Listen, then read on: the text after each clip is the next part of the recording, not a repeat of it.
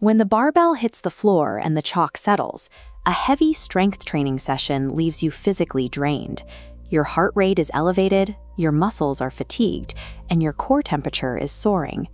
Under the conventional model of weight loss, this intense effort should guarantee results. It relies on the standard dietary equation, known as calories in versus calories out, or CICO. This is the assumption that taking your baseline diet and simply adding an intense workout creates a direct, linear energy deficit. Looking at this digital ledger, we can quantify the exact physiological cost of that workout. The math is straightforward. 1 hour of high-intensity lifting subtracts exactly 500 calories from your daily total. You follow this exact routine day after day. You endure the muscle soreness, stick to the schedule, and routinely step onto the scale, waiting for the mathematical deficit to translate into lost pounds. Weeks pass. The number on the scale stays exactly the same.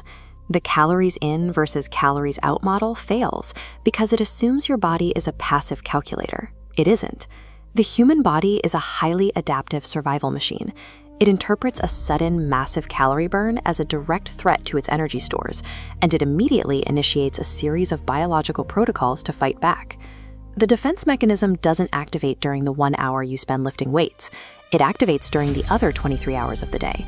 Your body relies on non-exercise activity thermogenesis, or NEAT.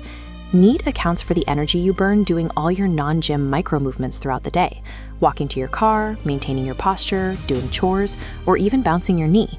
It is a massive energy sink, making up between 15 and 50% of your total daily expenditure. Pushing yourself through an intense workout creates profound central nervous system fatigue. To protect its remaining energy reserves, your brain subconsciously suppresses your NEAT to force you to conserve power. Without realizing it, you start making micro-adjustments. You opt for the elevator instead of the stairs.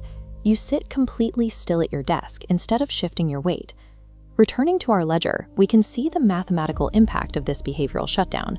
The physical fatigue strips away your baseline movement, adding 250 calories back to your daily total. Your net deficit drops to negative 250. By sitting slightly heavier and moving slightly less, you quietly eliminate half the biological value of your workout before you even notice it's happening.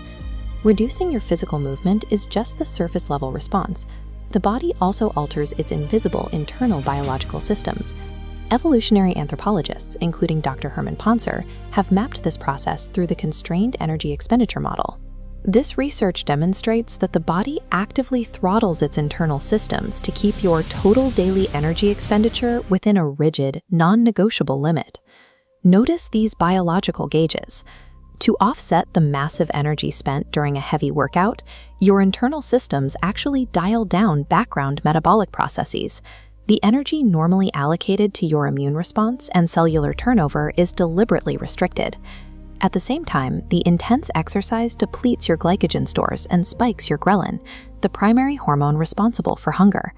This chemical shift drives a psychological urge for compensatory eating, nudging you toward calorie-dense foods as a reward for your hard work. The final math on the ledger is devastating. Your throttled internal metabolism adds back 150 calories. The slight increase in food from the hormone spike adds another 100. The net deficit hits exactly 0. Through a combination of suppressed daily movement, slowed internal metabolism, and hormonal hunger spikes, your body's survival mechanics perfectly mathematically erase the 1 hour gym session. If the caloric deficit is completely neutralized by your own biology, is heavy strength training a waste of time for someone trying to change their physique? It isn't a waste of time. You are simply measuring success with the wrong metric. When you subject your body to regular resistance training, you trigger body recomposition. This is the biological process of simultaneously synthesizing new, dense muscle tissue while shedding existing adipose tissue, or body fat. This side-by-side comparison illustrates the physical density difference between the two tissue types. Because muscle is incredibly compact and fat is highly voluminous, your physical dimensions shrink significantly as you replace one with the other, even if your overall body mass remains identical. There is a secondary biological factor masking your progress on the scale. Heavy lifting inflicts mechanical stress, causing microscopic tears in your muscle fibers. This structural damage prompts an acute inflammatory response to heal the tissue. This anatomical diagram shows the repair process in real time. To heal the microtears, the body pools fluids and glycogen directly into the muscles. Every single gram of stored glycogen holds roughly 3 to 4 grams of water, creating heavy, temporary water weight that artificially inflates the number on the scale. You cannot outtrain your body's evolutionary limits. Heavy lifting is an architectural tool used to build muscle and reshape your physical dimensions. But achieving actual fat loss requires you to actively fight the subconscious paralysis your brain enforces during the other 23 hours of the day.